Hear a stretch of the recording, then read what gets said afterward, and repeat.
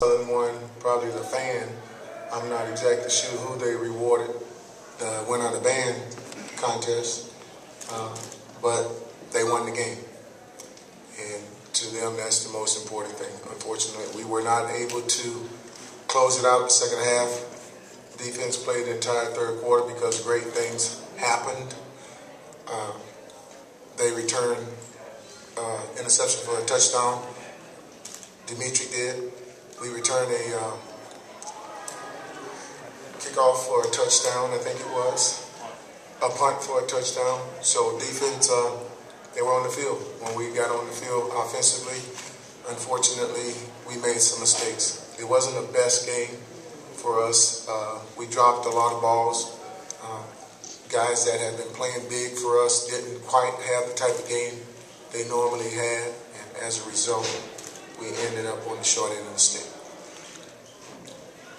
Coach, that game seemed to turn a lot. You guys had the momentum going. You blocked the punt, and then the young man goes up to try to corral the punt, but then he misses it, and then they get the ball back. It seemed like from there, momentum really shifted to FAMU's way. Well, yeah, I think so. But I think it shifted even more when we came back out. We put a young man in the ball game. Unfortunately, he didn't do the right thing, and when something broke down, instead of trying to make something out of nothing, we should have thrown the ball away, and as a result, we threw an interception. And I think that gave them more momentum than actually the mistake we made on special teams. Coach, talk about in the second half, they brought their quarterback, their second quarterback in, and he really started to get their offense kind of rolling. Were you expecting him to come in at all? Absolutely. I mean, Coach Taylor sat here and told us that he was going to play, so that was no surprise. We just needed to do offensively control the ball. That's the bottom line. So it was no surprise that they came out with that young man. You take Coach Taylor for his word. Same thing. It should have been no surprise that I was going to pass the ball. We were going to pass the ball. That's what we do. Now, we were able to get some runs today, and that was beneficial. It gave us an opportunity to be in the ball game. It gave us an opportunity to make it a very competitive football game, and that's what football is all about. Coach, how much of an impact did the loss of some of your offensive linemen in terms of your running game towards the end of the game? Well, that's part of football. They've lost people too, so I'm not going to make an excuse there. That's not why we lost the ball game, because we lost our Chris Brown.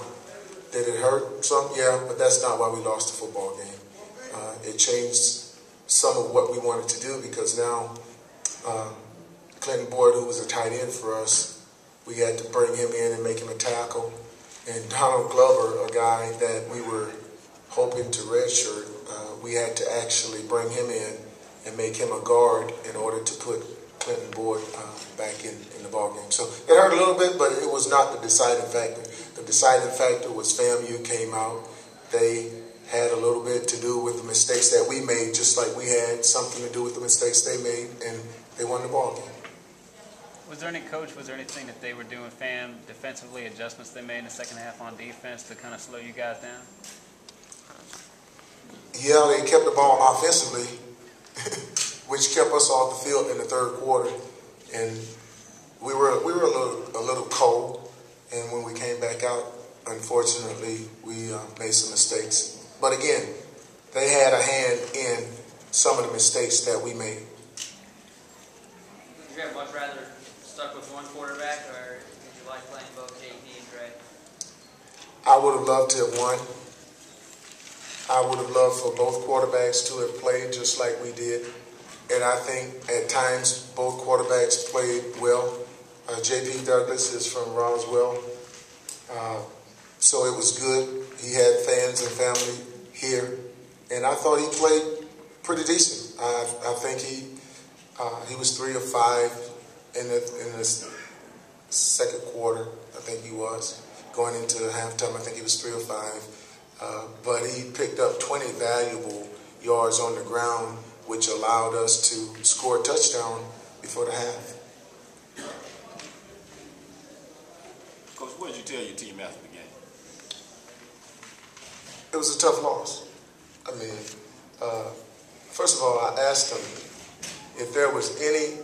I wanted every player in there that played in that game to raise his hand if he didn't make a mistake. If he played a perfect game, I wanted him to raise his hand.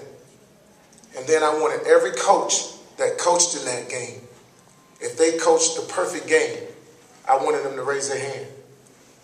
And not one person raised their hand.